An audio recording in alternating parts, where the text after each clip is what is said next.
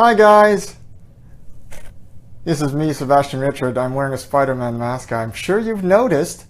Look, when my son saw me with this mask in my hands, he said, "Oh, you found it." I said, No, it's mine. And he said, well, if you want to wear the suit, I have it in my drawer. And I said, you know what, I think I'll pass on the suit because it's a 7-year-old, and I think I would look even more ridiculous than I actually do now. So anyway, I'm so happy, I'm so excited to be here live right now. This is the first all-time super leader Saturday episode that I'm doing for you guys. And look, I'm sure like this is comical right now, but when I get to the serious stuff, you'll find it very valuable. You'll get some great information. But right now, I just want to talk to you about the new group that I made. I made this new Facebook group that I really hope that you guys are going to join it, because you're going to get a lot from that. And I'm just going to list you what I have for you in that group, okay? First of all, you need to go to facebook.com/groups/lead like a superhero. Okay, so that's I'm just going to post it in the comments. So don't worry about that. I'll just post the link in the comments later. So why should you join? And that's an obvious question that most of you guys will be asking. Why should I join your group, Sebastian? Well, here's why. First of all, it's 100% free. Second of all, you will get great leadership nuggets from the book Lead Like a Superhero before its official release on May 16th. So right there, you're going to have some great stuff coming right at you. For one, these episodes will be edited and put on there. So you'll get all my Super Leader Saturday teaching videos on it, which is really cool. You will have exclusive access to sample chapters from the book. I will pick out 2 sample chapters that I will put on the group, so you guys can actually go there and read those chapters, and you'll be really edified. You're going to see this is really good stuff. It's not just for kids. Believe me, it's really grown up, in spite of my mask right here, it's really grown up adult leadership stuff that you're going to take home, and you're going to use it at home. You're going to use it in the workplace. You're going to use it in your communities, use it in your churches, and it's really good stuff. So you'll get 2 sample chapters. You will be given access to a secret chapter that I am working on right now. I'm working on a secret chapter that is not in the book. Just don't tell my publisher, although he might be listening later to this video. I hope he won't tell me I shouldn't be doing that. Anyway, secret chapter that is not in the book, I'm going to put for you guys who join the group. You'll have access to that secret chapter, and hey, it's gonna increase your cool factor by 100% just to be in the group. Really, I mean, this group is gonna be your phone booth. Okay, this is gonna be the place you go to change it to a more powerful leader. Okay, so this is just my little ad I wanted to do at the beginning to get you guys to join the group. If you will excuse me, I will just remove the mask right now so I can talk to you more freely. Woo! Honestly, I don't know how this shows that it's just fiction, right? I mean, this shows it's fiction right there. You cannot breathe in that. I'm sorry. I would never do superheroics. I would never go web slinging from building to building wearing that on my face. I mean, you choke. You don't even have oxygen. How can you fight villains with no oxygen? Anyway, just a little tidbit I wanted to add there. So the title of my first teaching for Super Leader Saturdays is Superhero Leadership is Organic. Superhero leadership is organic. In the book, I use the expression leadership is organic.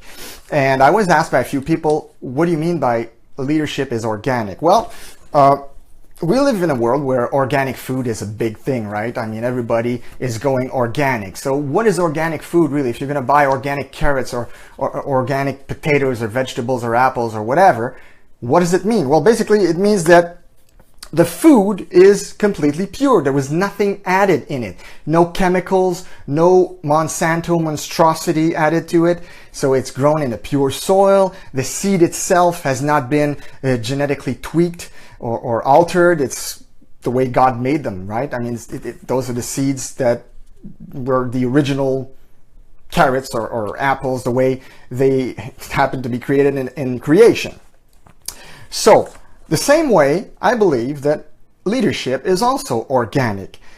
Leadership, real good leadership that I've seen in my life, that I've experienced, that I have witnessed many times is from those leaders who are 100% authentic.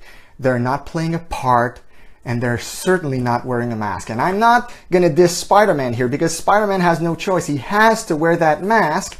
He has to hide his secret identity, like Batman, like Superman, like many others, for the simple reason that they are trying to protect their loved ones from attacks from wicked, evil, crazy psychopaths, which is not the case for most leaders out there, right? I mean, if you're a leader in your church, in your organization, in your business, nobody's out to get you or kill your loved ones. So you don't need to wear a mask. And you know what? Your employees and your followers will love you a lot more if you're authentic, if you're true, if you're real with them. So this is what I mean by organic, but there's more to it, okay? And I'm going to get to that in just a second.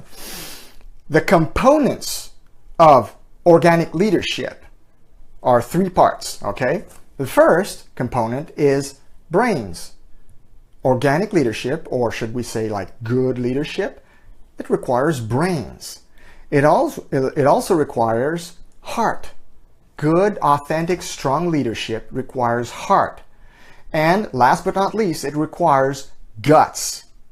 Good, organic, strong leadership requires guts. So hey, did you notice? 3 organs: brains, heart, and guts, right? So that's what I mean by leadership is organic. So first of all, it requires brains, okay? Have you ever admired or liked a dumb superhero? Now, I personally have not. I've never admired or liked a dumb superhero.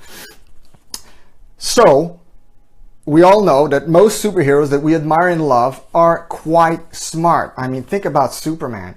He's super intelligent. Spider-Man is a scientist at heart. I mean, the guy has created his own web shooters in the comics. So he's very, very good at science, and he's super smart in school when he applies himself, when he actually has time to go to his classes. Same can be said of Wonder Woman, super intelligent. Professor X, the leader of the X-Men, is super smart. I mentioned Wonder Woman. Reed Richards of the Fantastic Four, he's the leader of the Fantastic Four, super smart. And last but not least, Batman. I really like to talk about brains and Batman in the same category, because of all the superheroes, I think that Batman is the one that uses his mind the most, because he doesn't really have the choice. What do I mean? Well, he doesn't have any superpowers. So what he has to resort to in order to stop crime, to beat the villain, is his brain, his amazing analytical brain. So Batman is super smart, and he's constantly learning, constantly trying to look ahead to what he can improve on, to what he can actually implement, to what he can actually see ahead and plan ahead to get ahead in the game, to make sure he's one step ahead of the villains he's trying to get to catch, right? So the smartest leaders are those who grow their knowledge every day. How can you grow your knowledge every day? Well, it's very simple. I wrote down a few bullet points here that can really help you to do that. You need to learn something new every day. I don't know if you're like me. For myself, if I go to bed at night and I didn't learn anything new during that day, I always feel wanting. I feel like I missed out on something. I feel like I kind of wasted my day. So if you're going to lead like a superhero, you're going to have to learn something new every day. Number 2, you're going to have to resolve to be a lifelong learner. You cannot lead like a superhero if you do not resolve in your heart and in your mind, make a decision that you're going to learn for the rest of your life, and that you're going to improve for the rest of your life, okay? You'll never be there. You'll never make it. You'll never say at some point, well, there I am, I made it, I'm super smart, I know everything there is to know, and I don't need to improve on anything anymore. You'll never get there. But although most people know they'll never get there, most people don't try. So you still need to try, okay, to always aim for higher and more knowledge and implement it, and learn more and implement it. It's always a cycle, right? I mean, if you just learn and don't put it in practice, you're wasting your time, basically. Okay? Number 3, seek out those who know more than you.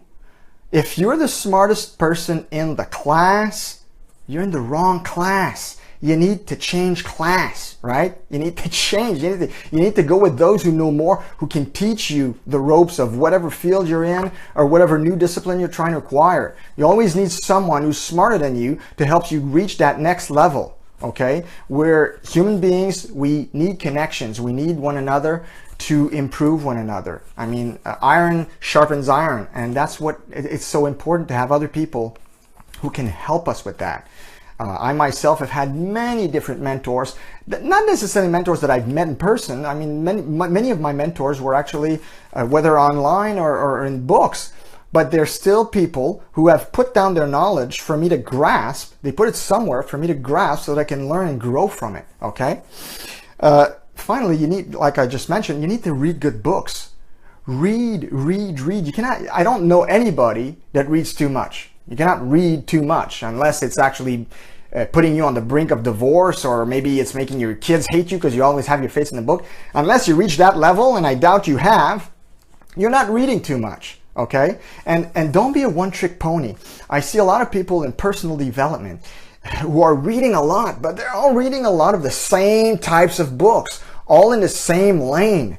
You don't want to do that. It's good to read personal development books or leadership books, but you want to vary a little bit. You want to read personal development, you want to read leadership, you want to read history, you want to read politics, you want to read finances, you want to read even zoology. I mean, you can learn in many different fields to gather more knowledge, and the more power to you, right? The knowledge is power. So it can only help you to have more of that.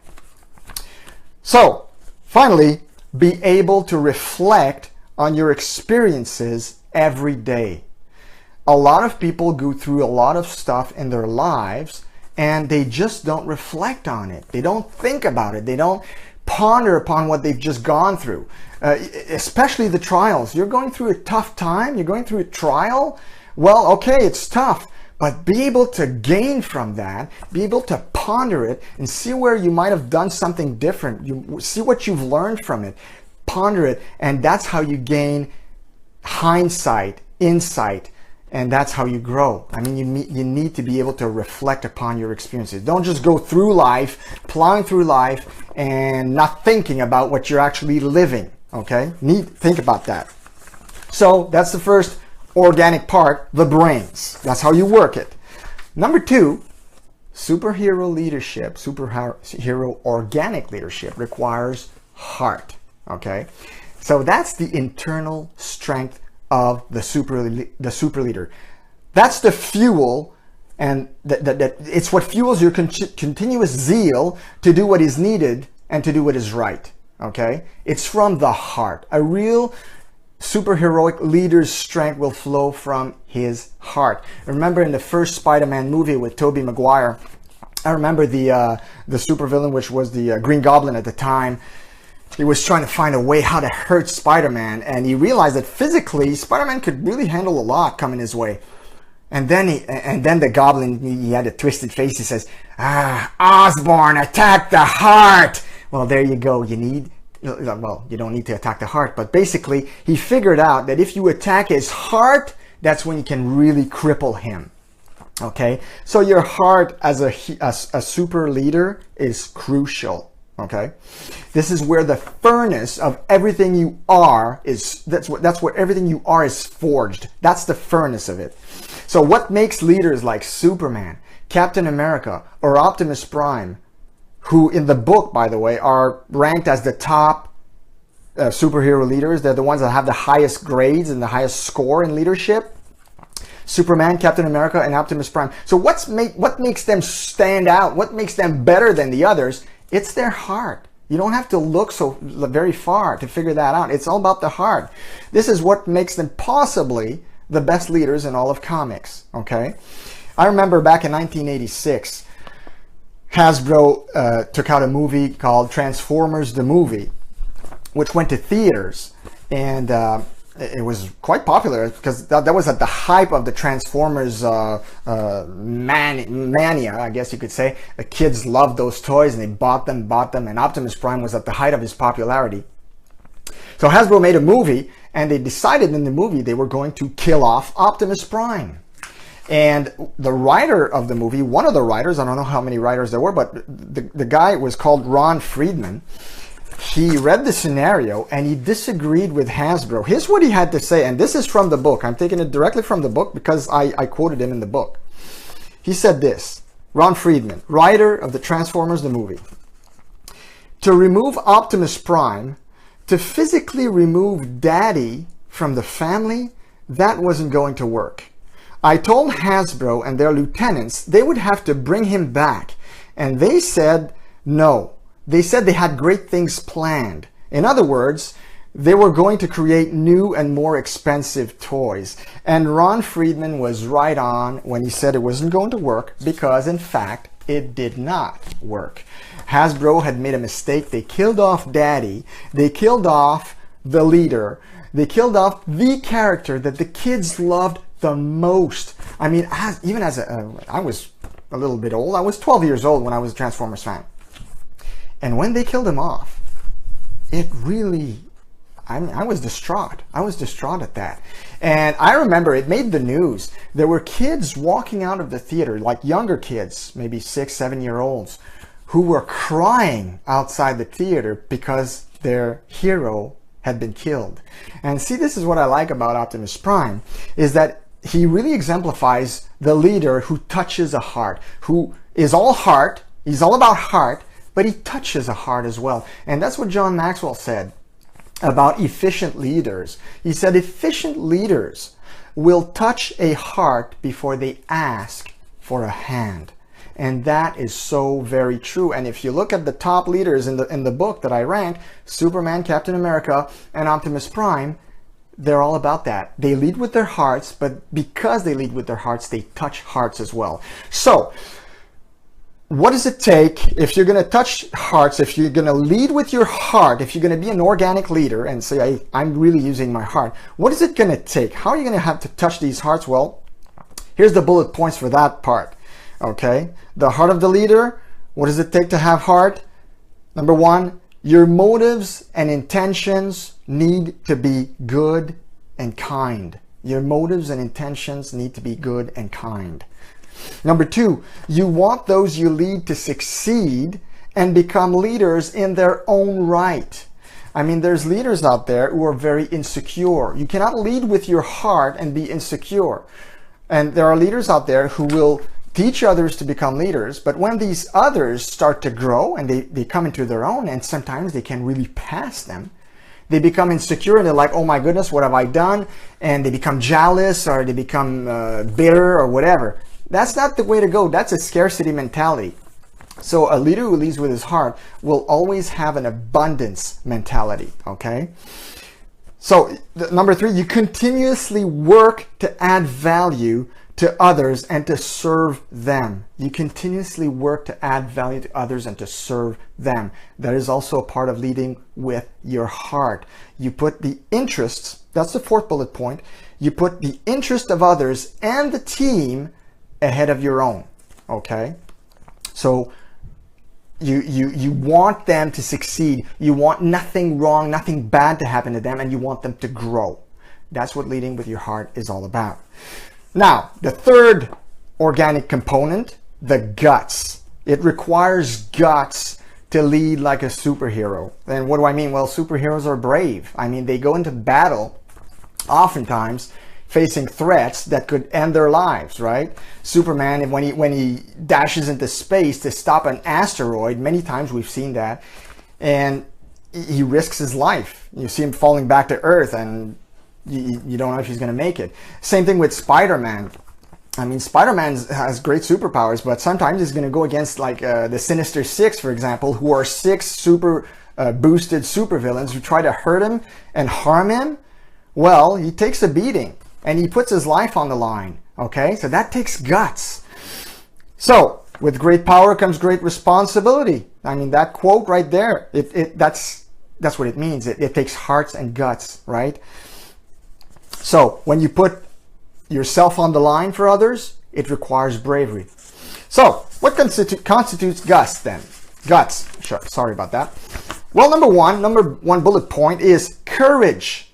Now, courage is not the absence of fear, but rather it's implementing action in spite of fear. Okay? It means doing it afraid. And when you're a leader, you're going to make a lot of decisions that you're going to be deathly afraid of implementing. I mean, it's one thing to have the idea in your mind, but putting some legs on that idea, that requires courage. It's hard. It's hard for me to be out there right now doing a live.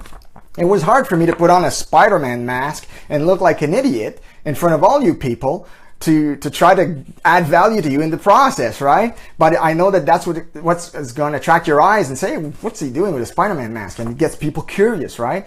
But it took guts. So perseverance.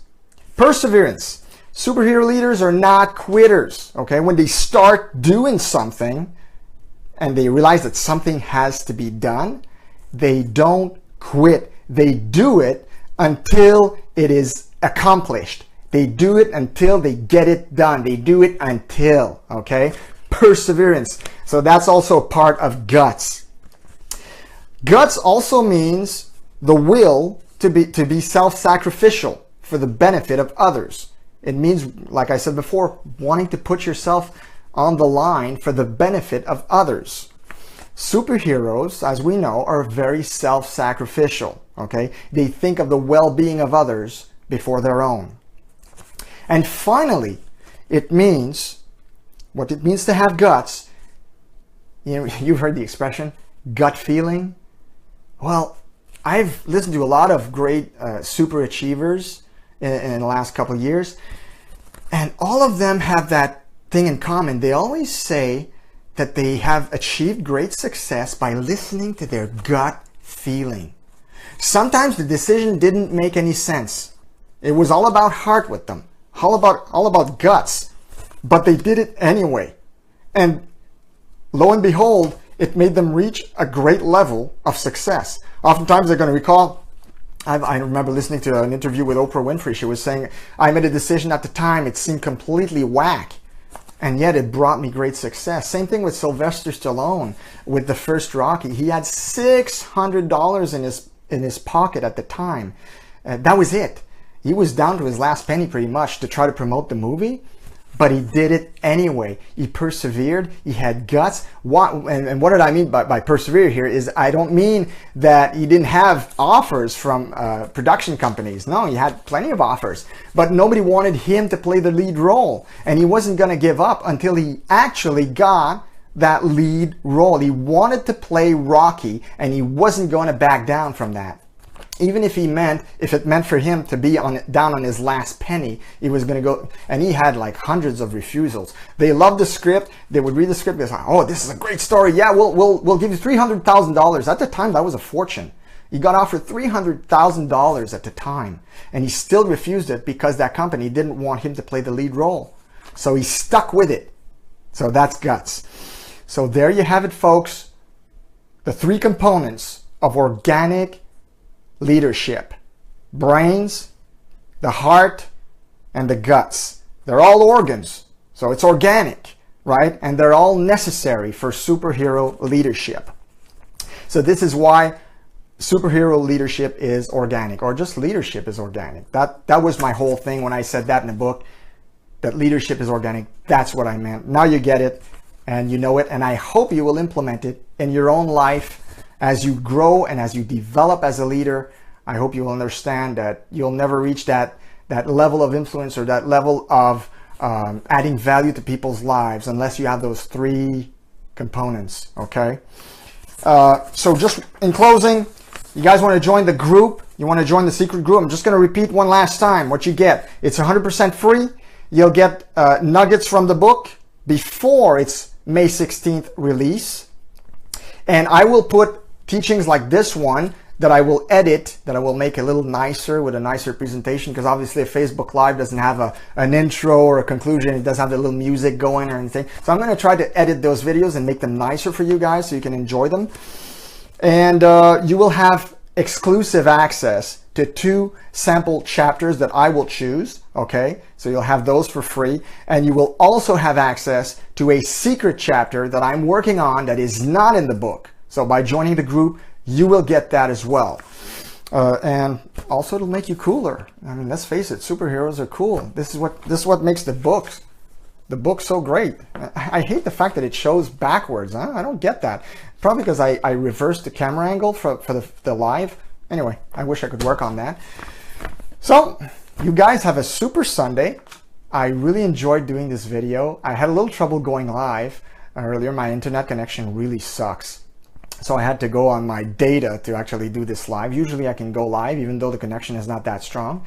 I hope you guys have a super Sunday. I hope you guys have a super week. And by the way, I'm going to finish with this. If any one of you wants to be added to the group, just throw a 1 in the comments, okay? A number 1, and I will add you to the group so you can have access to all of that stuff, all of that juicy stuff, okay? So guys, have a great day. Have a great week. And God bless you all. And I hope you will implement these organic leadership principles in your own life. God bless you.